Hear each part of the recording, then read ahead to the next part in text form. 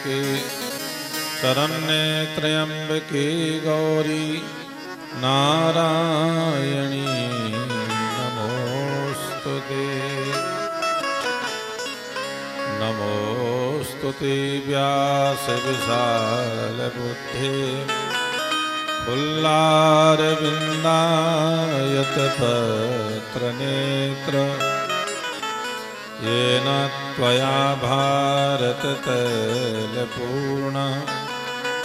प्रज्वालितो ज्ञानमय प्रदीपः।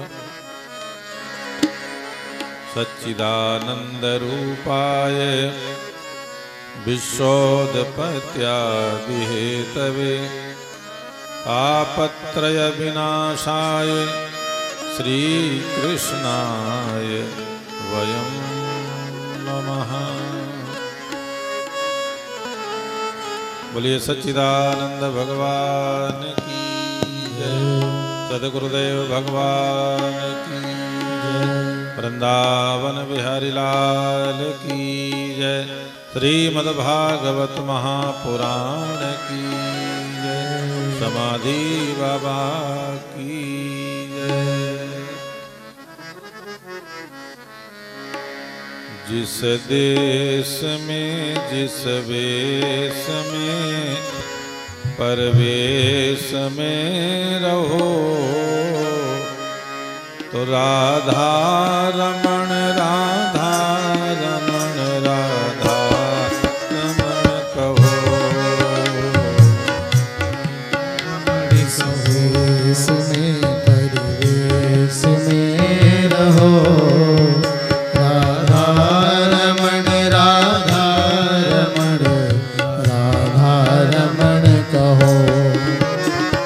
देश में जिस वेश में परवेश में रहो राधा रमण राधा रमण राधा रमण कहो।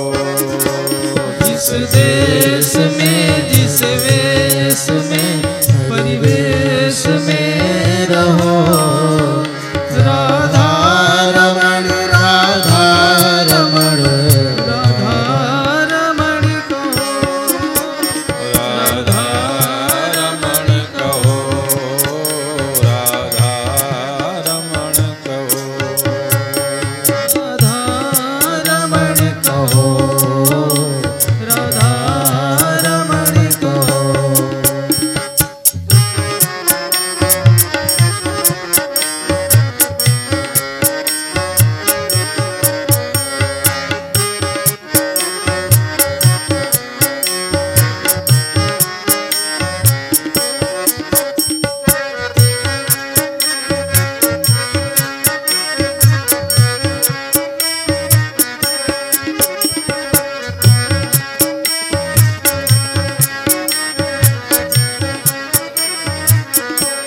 और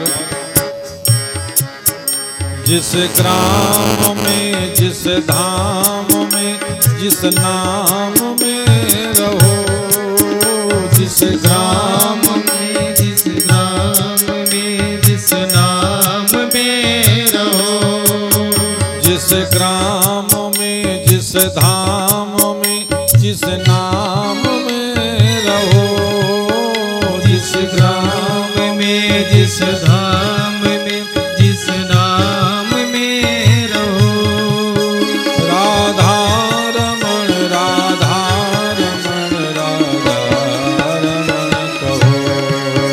राधा रमण राधा रमण राधा रमण कहो। जिस देश में जिस वेश में परवेश में रहो राधा रमण राधा रमण राधा रमण कहो।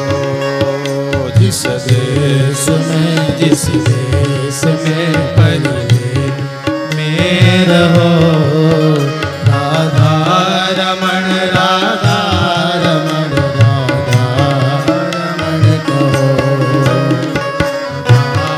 रमण कहो।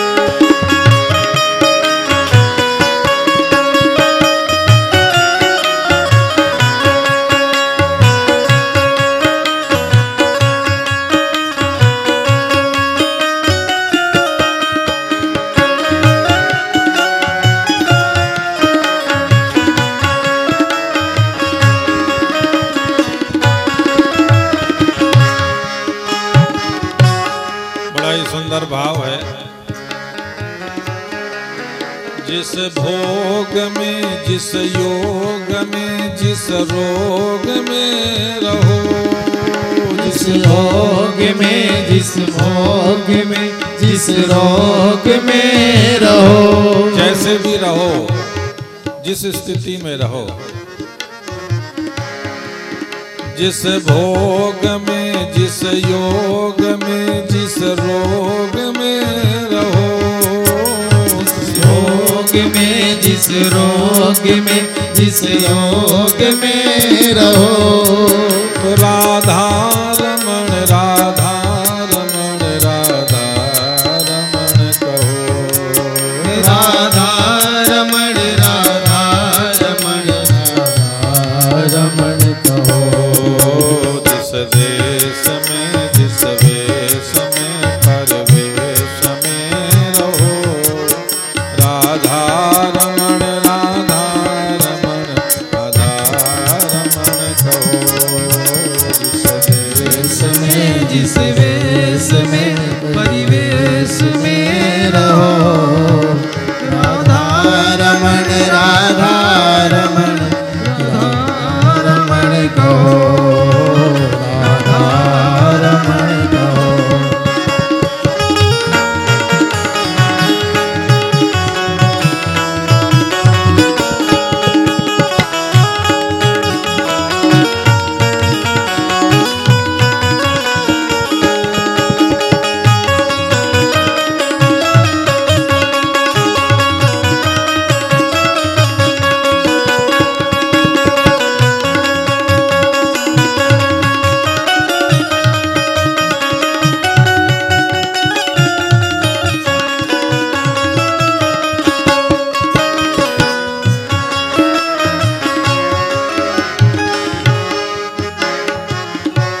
और अगली लाइन, जिस जाति में, जिस पाति में, जिस भांति में रहो, जिस जाति में, जिस भांति में, जिस भांति में रहो, जिस जाति में, जिस पाति में, जिस भांति में रहो, जिस जाति में, जिस पाति में, जिस भांति में रहो, राधा रमण, राधा रमण, राधा रमण कहो, राधा रमण, राधा रमण, राधा रमण कहो। जिस देश में, जिस वेश में, परवेश में रहो, राधा रमण, राधा रमण, राधा रमण कहो। जिस देश में, जिस वेश में, परिवेश में रहो, राधा रमण, राधा रमण, राधा रमण कहो। जिस देश में, जिस वेश में, परवेश में रहो, राधा रमण, राधा रमण, राधा रमण कहो। जिस देश में, जिस वेश में, परिवेश में रहो, राधा रमण, राधा रमण, राधा रमण कहो, राधा रमण कहो, राधा रमण कहो, राधा रमण कहो। बोलो सच्चिदानंद भगवान की जय, गुरुदेव भगवान की जय, वृंदावन बिहारी लाल की। इसलिए कहा गया है कि कोई भी कार्य को शुभारंभ करो तो भगवान का नाम लेकर के शुरुआत करो। चाहे पढ़ें, पाठ करें तो भी भगवान का नाम। भगवान यही कहते हैं ना, ये यथा माम प्रपद्यन्ते तांस तथैव भजामि। भाई भक्त जैसा मेरे बारे में सोचता है, मैं भी उसके बारे में वैसा ही मैं भी सोचता। तो हम भगवान के लिए अच्छा करें, भगवान के लिए अच्छा सोचें। हम सोचें कि जितना अच्छा से अच्छा हो जाए हम भगवान का श्रृंगार करें। जैसे घर में आप ठाकुर जी रखते हो तो आपके अंदर ये भाव होना चाहिए कि मैं जितना बढ़िया से बढ़िया सिंहासन भगवान ठाकुर जी को विराजमान करा सकूं, अच्छा सा सिंहासन, अच्छे से वस्त्र, अच्छे से आभूषण, जब हम भगवान को सजाएंगे तो भगवान प्रसन्न होंगे। जब भगवान प्रसन्न होंगे तो हम भी प्रसन्न होंगे, क्योंकि भक्त प्रसन्न कब होता है? जब उसका मालिक प्रसन्न होता है। ठीक है ना? ये बहुत फर्क पड़ता है। भक्त हमेशा वही है जो ईश्वर के, भगवान की खुशी में अपनी खुशी को व्यक्त करता है। हमने क्या पहना है उसमें खुशी नहीं, भगवान को क्या पहना करके हम प्रसन्न हुए हैं वो असली प्रसन्नता है। अभी हमने समाधि बाबा में देखा, अपने जहां पानी आप पीने जाते हो, बर्तन धोने के लिए पानी के लिए बनाया और कोशिश ये की कि सुंदर बनाया। और हम जब जब भी उधर जाते हैं देखते हैं, हमारा मन बड़ा खुश होता है। काम तो आपके लिए है, पानी आपको पीना है, बर्तन आपको धोना है, हमें तो हरिद्वार चला जाना है। परंतु ये करके जो है खुशी, जो अच्छा काम करते हैं उसमें हमें खुशी होती, क्योंकि ये भगवान को समर्पित किया है। तो हम आप ये भी, मैं इसलिए निवेदन कर रहा हूं कि आप कोशिश कीजिए और भगवान के लिए और जितना हो सके अच्छा सोचिए। रुक्मिणी जी का विवाह कल भगवान कृष्ण के साथ हुआ, आपने झांकी के माध्यम से भी देखा। और रुक्मिणी जी ने भगवान कृष्ण के बारे में क्या लिखा था? श्रुत्वा गुणान भुवन सुंदर सर्वतामते निर्वस्य कर्ण विवरई हरितो वितापम। जब से आपके गुणानुवाद हमने कानों से सुने, श्रुत्वा गुणान, भगवान की कथा, भगवान के गुण, भगवान की लीला, भगवान का रहस्य, यह रहस्य रघुनाथ का बेग न जाने कोई, जो जाने रघुपति कृपा तो सपने मोह न हो। लीला और भगवान की लीलाओं का रहस्य, सेंट निकलता है क्या? बदबू ही तो निकलती है। तो देखने में तो आपको लगेगा कि बहुत सुंदर, पर उसका परिणाम क्या है? दुर्गंध। इसीलिए यहाँ का प्राणी देखने में सुंदर आपको दिख सकता है, पर अंदर से कुरूप ही है वो। इसीलिए भगवान तो साहब भगवान है, वो सर्वांग सुंदर हैं। वो अंदर से भी सुंदर हैं और बाहर से भी सुंदर हैं। इसीलिए जब हम परमात्मा की कथा सुनते हैं तो जीवन में हमारे भी सुंदरता आती है। देखो, जो भजनानंदी लोग होते हैं, जो जितना ही भजन करते हैं, जितना ही भगवान की का पाठ करेंगे, ध्यान करेंगे, उनका शरीर ऊपर से देखने में आपको अच्छा नहीं लगेगा, परंतु उनके नित्य अगर उनके संग में बैठ जाओ, उनके पास बैठ जाओ, तो आपको बहुत सुंदर लगेगा।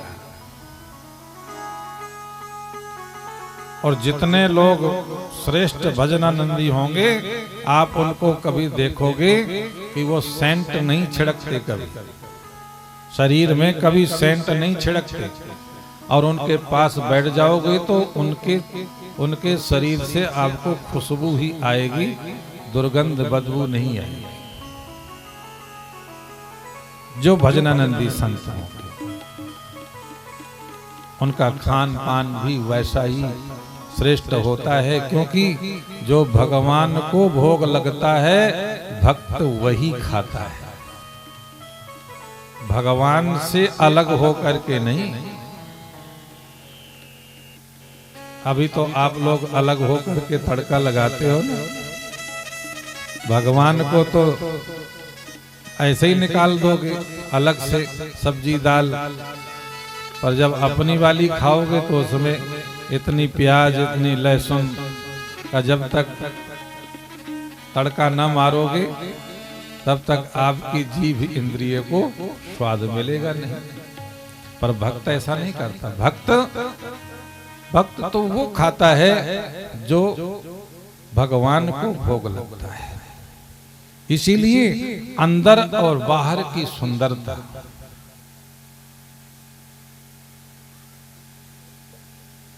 इसलिए रुक्मिणी जी ने भगवान को वर्ण किया।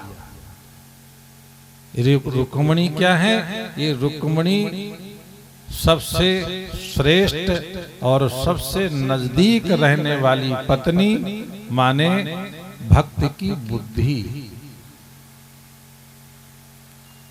3 पटरानियां भगवान की थीं जो बहुत ही नजदीक थीं।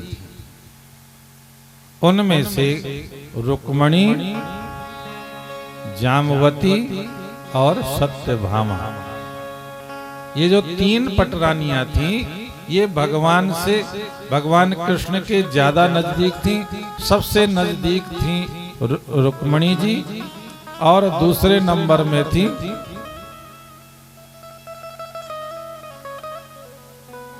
सत्यभामा। तो जबरदस्ती में पेली फिरती थी, जबरदस्ती में।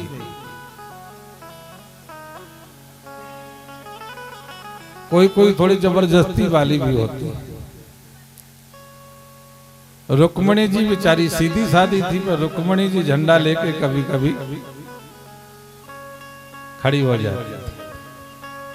क्योंकि देखो तीनों में मैं फर्क बताता हूं क्यों ऐसा, क्यों भगवान की पटरानियों में भी ये विशेषता क्यों थी। रुक्मिणी जी बिल्कुल शांत रहती थी, पर सत्यभामा जी हमेशा ही जो है ना अपनी अकड़ में रहती थी और भगवान कृष्ण से मनवा लेती थी, आपको ये करना पड़ेगा। उसका मैं रहस्य बता रहा हूं आपको, क्योंकि रुक्मिणी है शतोगुणी बुद्धि। रुक्मिणी कौन है? जो शतोगुणी जो बुद्धि है भक्ति की, उसका नाम है रुक्मिणी। जिस बुद्धि के अंदर बस एक ही चिंतन है कि मेरे तो गिरधर गोपाल दूसरों में। असुमन जल सींच सींच प्रेम बेल बोई, अब तो बात फैल गई जाने सब कोई। क्या कि मेरे तो गिरधर गोपाल दूसरो न कोई। बस एक भाव हमारी बुद्धि के अंदर, भक्ति की बुद्धि के अंदर, कि बस गिरधर के अलावा मेरा कोई दूसरा नहीं, वो किसी तरफ दृष्टि भी नहीं है।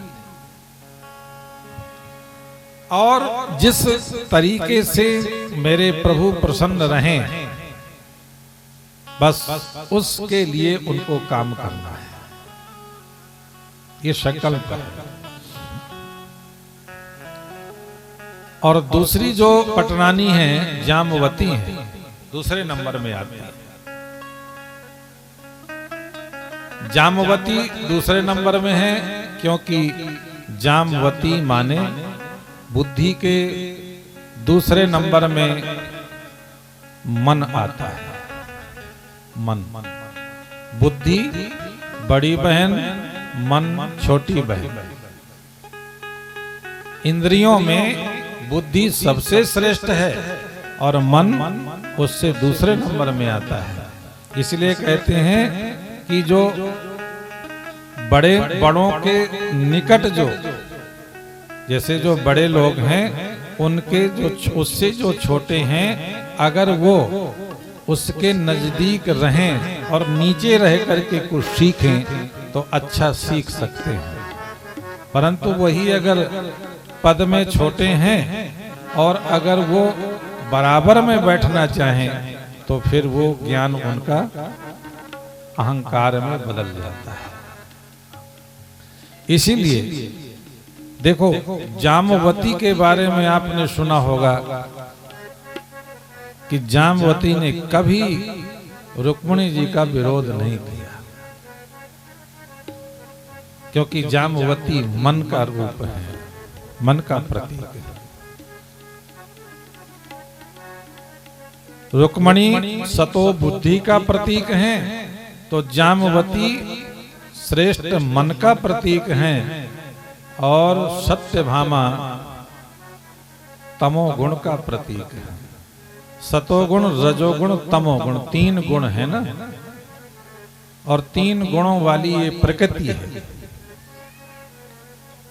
तो सतोगुण है रुक्मिणी जी, रजोगुण रूपा है जामवती जी, और तमोगुण रूपा है सत्यभामा जी।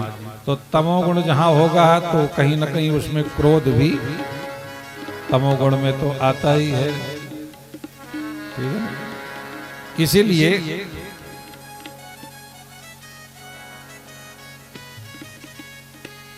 भीष्मक राजा की पुत्री हैं रुक्मिणी, और ये जामवती कौन है? जामवान की पुत्री है। और जामवान जो थे ये ब्रह्मा जी के पुत्र थे, तो इसलिए ब्रह्मा जी रजोगुण का प्रतीक हैं। रजोगुण प्रतीक हुई जामवती, और सूर्य के उपासक थे सत्राजित, और सूर्य सत्राजित की पुत्री थी सत्यभामा। तो सूर्य तमोगुण का प्रतीक है। इसीलिए ये तीनों की संज्ञा यहां पर दी गई। तो पहली पटरानी रुक्मिणी, दूसरी पटरानी जामवती, तीसरी पटरानी सत्यभामा। अब ये देखो तीनों नजदीक हो गई ना। अब इसके आगे जो है ना 5 और हैं, क्योंकि 8 पटरानियां हैं। तो आगे क्रमशः अगर आप लोग जो गए होंगे द्वारिका, तो भेंट द्वारिका जब जाते हैं लोग, वो भेंट द्वारिका इसीलिए कहते हैं क्योंकि वो समुद्र में ही भेंट भी हो गई द्वारिका। तो जब वहां पर जाते हैं लोग समुद्र में नाव में बैठ करके या उसमें, तो हमने भी जाकर के देखा है कि जब भगवान कृष्ण का जो महल है उसमें उनके पटरानियों के जो बने हुए हैं उनका यही क्रम बना हुआ था, जो हम आपको कथा में भी बता रहे हैं कि भगवान कृष्ण के महल में सबसे पहले रुक्मिणी जी का जो है रूम है, फिर दूसरे नंबर में जामवती जी का था, तीसरे नंबर में सत्यभामा का, और इसके बाद में कालिंद्री, मृत्यवृंदा, सत्या, लक्ष्मणा और भद्रा, ऐसे करके ये 5 जो पटरानियां और हैं, ये हैं 5 महाभूत। 5 महाभूत का प्रतीक ये 5 और पटरानियां हैं। तो अब ये कितनी मिला के हो गई? 3 और 5 कितनी हो गई? 8। राधे कृष्णा, राधे कृष्णा। बहुत सुंदर, दिल्ली से आ गई आप, है ना? तो सत्यभामा और ये 5 आपको मैंने जो बताए ये हो गई 8 पटरानियां। तो ये 8 पटरानियां क्या हैं? अष्टधा प्रकृति है, ठीक है ना? अष्टधा प्रकृति माने मूल प्रकृति बोलते हैं। क्या बोलते हैं इनको? मूल प्रकृति।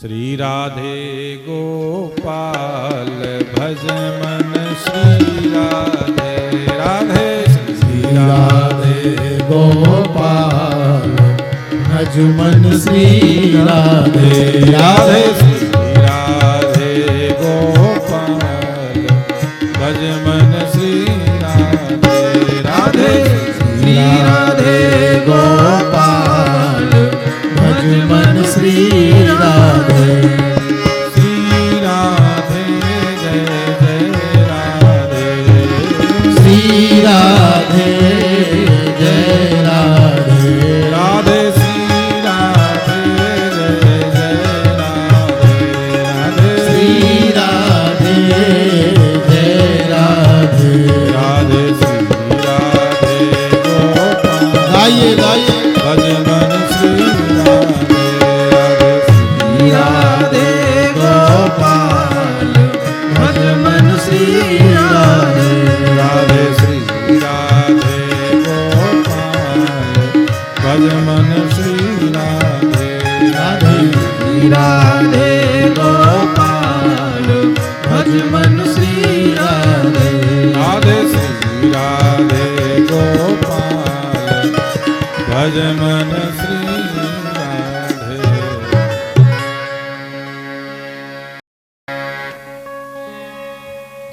भगवान की कृपा से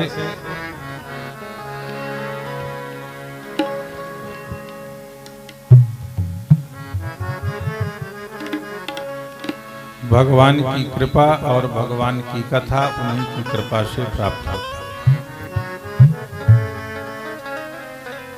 अष्टधा प्रकृति मूल प्रकृति, अष्टधा प्रकृति को मूल प्रकृति कहते हैं। भगवान श्री कृष्ण मूल प्रकृति के द्वारा क्या करते हैं? पूरी सृष्टि की रचना करते हैं। भगवान पुरुष हैं और अष्टधा प्रकृति ही स्त्री है। ठीक है ना? इसीलिए जितने भी आपको भूत प्राणी नजर आएंगे सब में अष्टधा प्रकृति और पुरुष मिलेगा। पुरुष कौन है? पुरुष हमारे अंदर विराजमान आत्मा रूपी कृष्ण है। हर जीव के अंदर आत्मा है और आत्मा ही हमारी श्री कृष्ण है। तो श्री कृष्ण पुरुष हैं और बाकी सब प्रकृति है, क्योंकि आठ से ही, इन आठ से ही मिलकर के समस्त जगत की रचना हुई है। ठीक है ना? तो इसीलिए तो कहते हैं कि सबके अंदर एक ही ईश्वर रहता है, क्योंकि आत्मा ही ईश्वर का रूप है और आत्मा पुरुष है। एक ही पुरुष है केवल। इस ब्रह्मांड में अगर कोई पुरुष है तो केवल एक है और उसी को हम भगवान कहते हैं, उसी को ईश्वर कहते हैं, उसी को ही योगी लोग आत्मा कहते हैं। भक्त लोग भगवान कहते हैं, योगी लोग ईश्वर कहते हैं और ज्ञानी लोग उसको ब्रह्म कहते हैं। पर है एक ही, एको ब्रह्म द्वितीया नास्ति। है एक ही, उसके नाम अलग अलग हैं।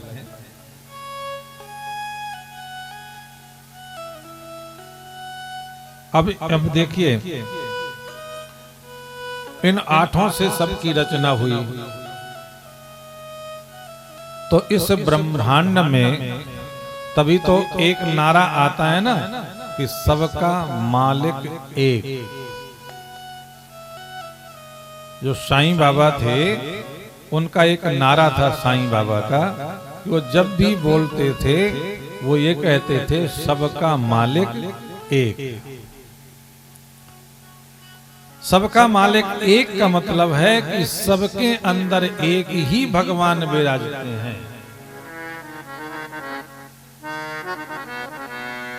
इसलिए भगवान कभी कभी भक्तों को कहते थे, मोको कहाँ ढूंढे बंदे, मैं तो तेरे पास में। ए बंदे, तो मुझको कहाँ ढूंढता फिर रहा है, मैं तो तेरे पास में। तेरे पास का मतलब ये जो आत्मा है ना, भगवान कहते हैं यही मैं हूं। सबके अंदर विराजमान जो आत्मा है यही भगवान है। इसलिए अगर दूर जाना हो ढूंढने तो कहीं भी चले जाओ, और अगर नजदीक ढूंढना हो तो अपने में ढूंढ लो। तो आप भुलाना आप में, बंधे आप ही आप। ठीक है ना? आप भुलाना आप में, बंधे आप ही आप। जाको तू ढूंढत फिरत, सो तू आप ही आप। जिसको तुम ढूंढते फिरते हो वो आप ही हो। आज तक भगवान जिनको भी मिले हैं वो अपने आप में ही मिले हैं, बाहर कहीं नहीं मिले। परंतु जब तक बाहर ढूंढ के थकेंगे नहीं तब तक आराम से बैठेंगे नहीं। इसीलिए ऋषि लोग कहते हैं ना, संत लोग हैं, गुरु लोग हैं, ऋषि लोग जब आपको नामदान देते हैं या पहली क्लास में आपको बिठाते हैं तो वो कभी नहीं कहते कि तुम बैठ करके अपने आप में दर्शन करो। वो पहले कहते हैं खूब घूमो, पहले मंदिरों में जाओ, तीर्थों में जाओ और यात्रा करो खूब। और जब थक जाओगे करते करते यात्रा और वो नहीं मिलेगा ईश्वर, तो फिर कहोगे भैया अब तो कहीं नहीं जाना, अब तो सब तरफ से ढूंढ लिया, थक गए। तो गुरु जी कहते हैं फिर बैठ जाओ, अब शांति से बैठ जाओ। अब हम तुमको तरीका बताते हैं कि तुम्हें अपने आप में ही ईश्वर को ढूंढना है। कहाँ रहते हैं ईश्वर, कहाँ रहते हैं भगवान। अगर पहले उनको समझाने लगो तो कहेंगे गुरुजी, क्योंकि वो विश्वास नहीं होता। जब तक हम करके नहीं अभ्यास करते तब तक समझ में बात नहीं आती। इसीलिए ईश्वर सबके अंदर है, ये हम पढ़ते हैं, ये हम सुनते हैं। अगर ईश्वर अंदर है सबके तो हमें दिखता क्यों नहीं है? क्योंकि हमने अभी अपने में भी नहीं देखा, और जिन्होंने अपने में देखा उसने सब में देखा। देखो, एक भक्त थे भगवान के नामदेव। नामदेव परम भक्त थे, बचपन से भगवान के भक्त थे नामदेव।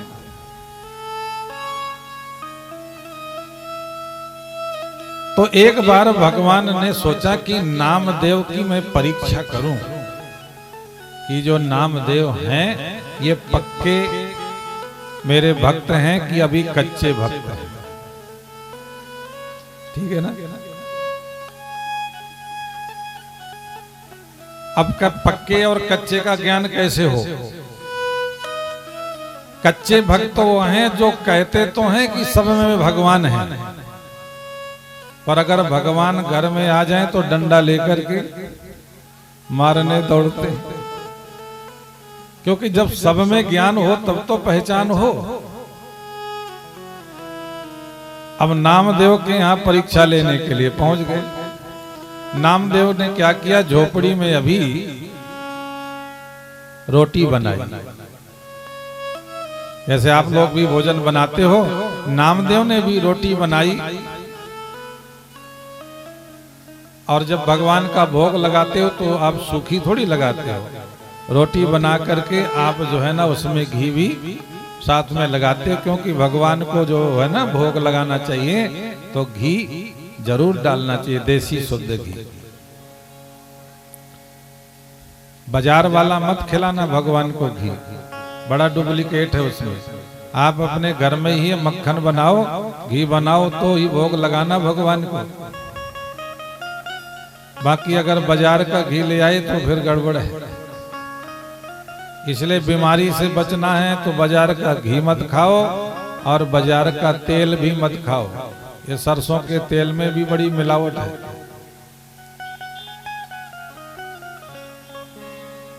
आप अपने घर में आप सरसों, आप गांव के लोग हो, सरसों सबके घरों में होती है, चाहे खरीद